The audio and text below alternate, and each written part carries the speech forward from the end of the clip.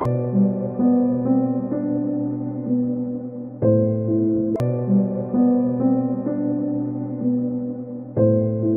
Insider की विशेष series 40 leaders under 40 में आज हमारे साथ बातचीत करने के लिए मौजूद हैं इन्वर्टिस यूनिवर्सिटी की असिस्टेंट प्रोफेसर लवी सिंह जी। उनसे बात करेंगे, उनके अनुभव जानेंगे और उनसे जानने की कोशिश करेंगे कि आखिर उनके नज़रिए से अगर देखा जाए तो युवाओं के लिए इस देश में और इस प्रदेश में क्या भविष्य है।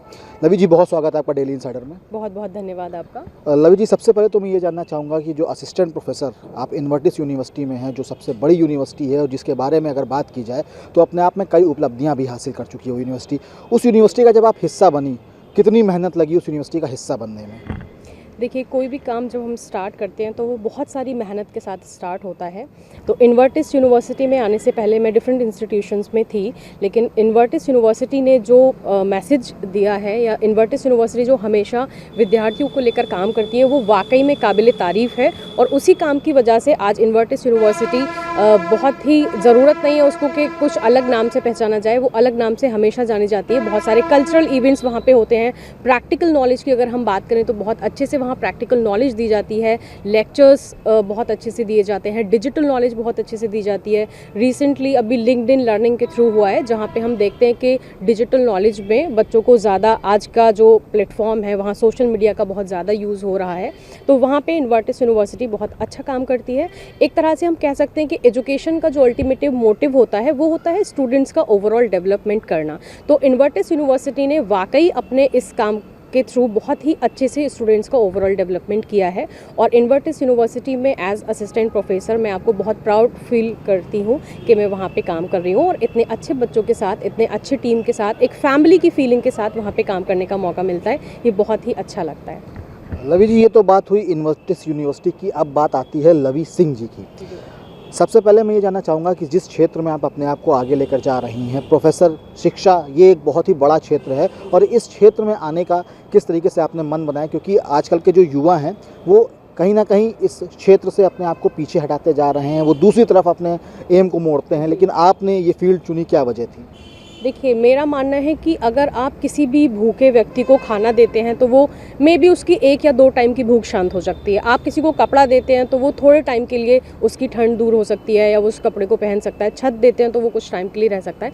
बट अगर आप किसी भी व्यक्ति को एजुकेशन देते हैं तो फिर वो एजुकेशन लाइफ टाइम उसके काम आएगी। तो इसलिए सबसे पहले जो इम्पॉर्टेंट है, जैसे एक मूवी भी आई थी कि रोटी, कपड़ा और मकान, बट आज के टाइम में अगर हम देखें तो रोटी, कपड़ा, मकान और शिक्षा, ये शिक्षा बहुत ही इम्पॉर्टेंट पार्ट है। ये एक 4th पिलर है हमारी सोसाइटी का। तो अगर हम किसी भी पर्सन को एजुकेट करते हैं तो आप सोचिए कि हम उसकी होल लाइफ में उसके लिए बहुत हेल्पफुल रहेंगे।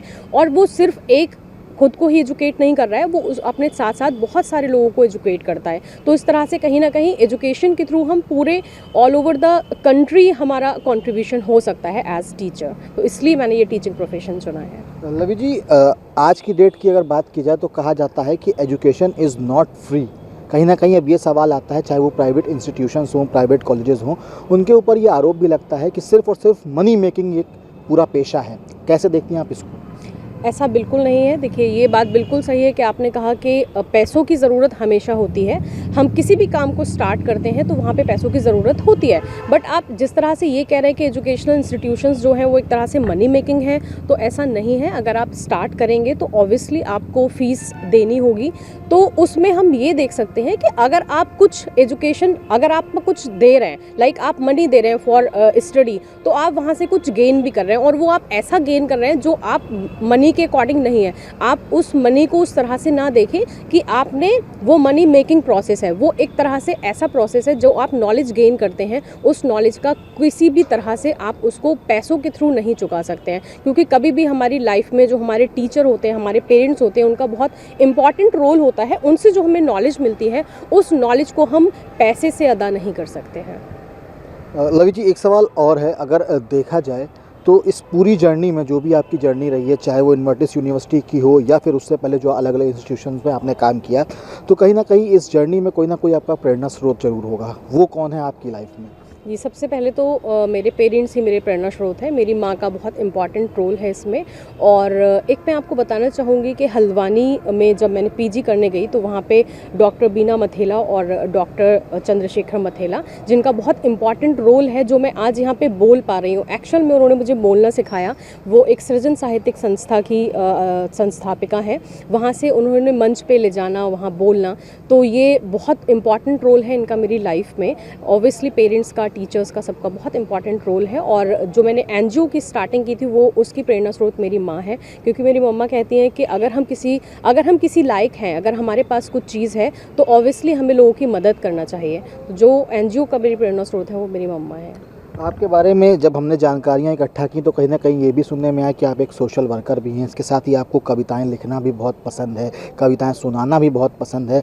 तो ये जो तालमेल है, पहले तो एक टीचर, फिर उसके बाद एक सोशल वर्कर, फिर एक कवित्री, तो क्या मैनेज हो पाता है तीनों चीज़ें?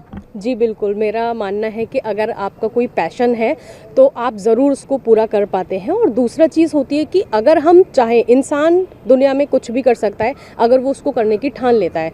और होता क्या है कि अगर हमने सोचा है कि हमारा पैशन है, हमारा शौक़ है, तो ऑब्वियसली हम उसके लिए टाइम निकाल ही लेते हैं। तो first we have to select our priorities कि हमारी प्रायोरिटीज़ क्या हैं।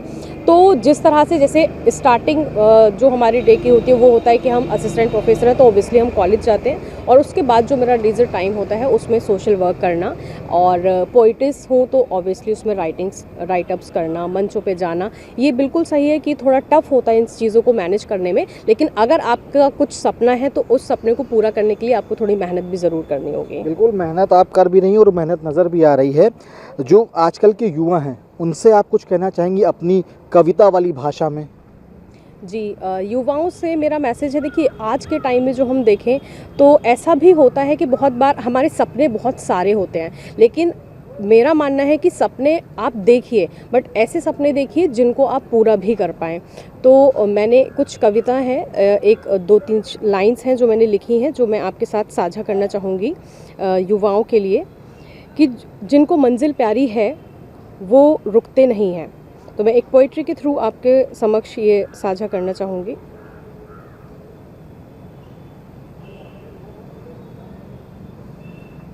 जिसमें मैंने लिखा है कि जिनको मंजिल प्यारी है वो रास्ते के कांटे नहीं देखते। क्योंकि बहुत बार ऐसा आता है कि जब भी हम कोई काम शुरू करते हैं और उस काम में हमें लगता है कि बहुत सारी प्रॉब्लम्स आ रही हैं, तो उन प्रॉब्लम्स से हमें घबराना नहीं है। तो जिनको मंजिल प्यारी है वो रास्ते के कांटे नहीं देखते।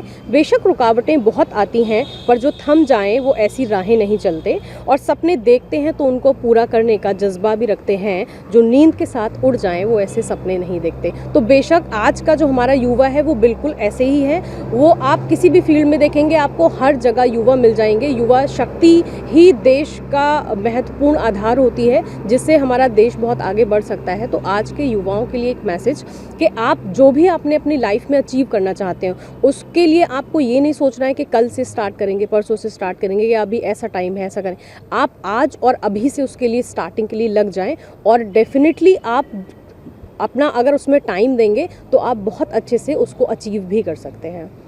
लवी जी, एक आपकी एनजीओ संस्था भी चलती है, उम्मीद नाम से है, वो किस तरीके से काम करती है और आप किस तरीके से इसमें इंडल्ज हैं, किस तरीके से जो है वो सोशल वर्क आप लोग करती हैं, थोड़ा सा इसके बारे में भी बताइए, दर्शक सुनने को उत्सुक हैं। जी, आई एम फाउंडर ऑफ उम्मीद, एक नया सवेरा वेलफेयर सोसाइटी। जैसा कि आपको नेम से ही क्लियर हो रहा होगा कि इसका जो नाम जब मैंने रखा था, तो उम्मीद मीन्स बहुत सारे ऐसे लोग जो नीडी पर्सनस होते हैं, जिनको कहीं ना कहीं एक्सपेक्टेशंस होती हैं ऐसे लोगों से, जो उन्हें लगता है कि वो उन्हें ज़रूर मदद करेंगे।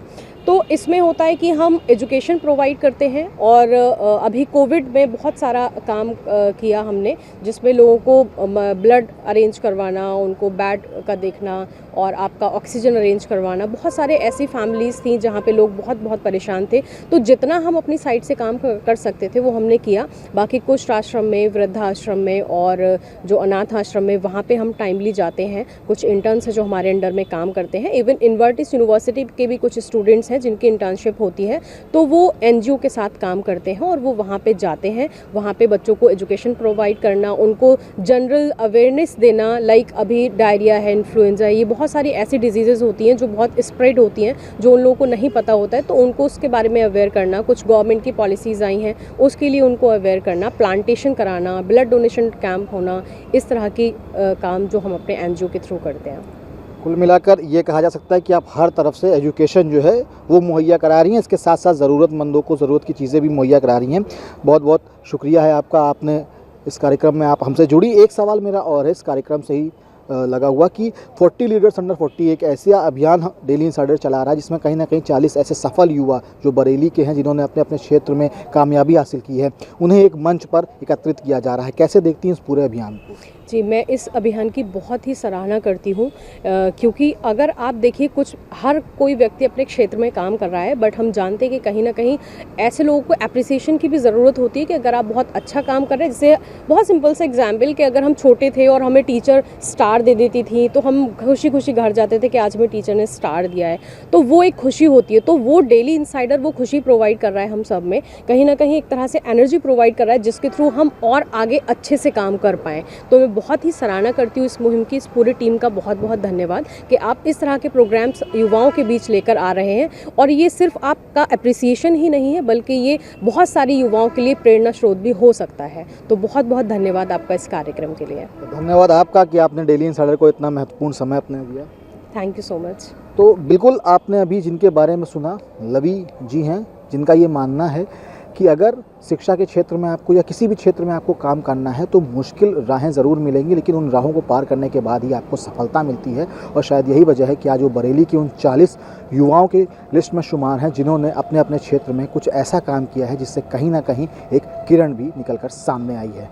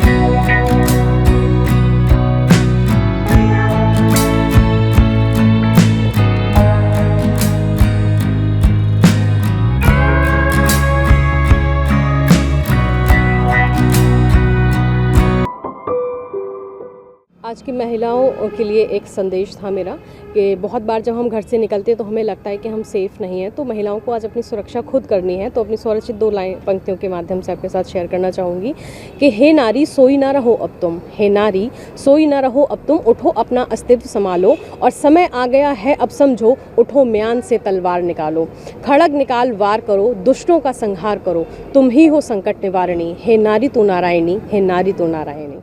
यूपी और देश दुनिया की तमाम ताजा तरीन खबरों के लिए गूगल प्ले स्टोर से आज ही डाउनलोड करें हमारा तेजी से उभरता न्यूज ऐप डेली इंसाइडर।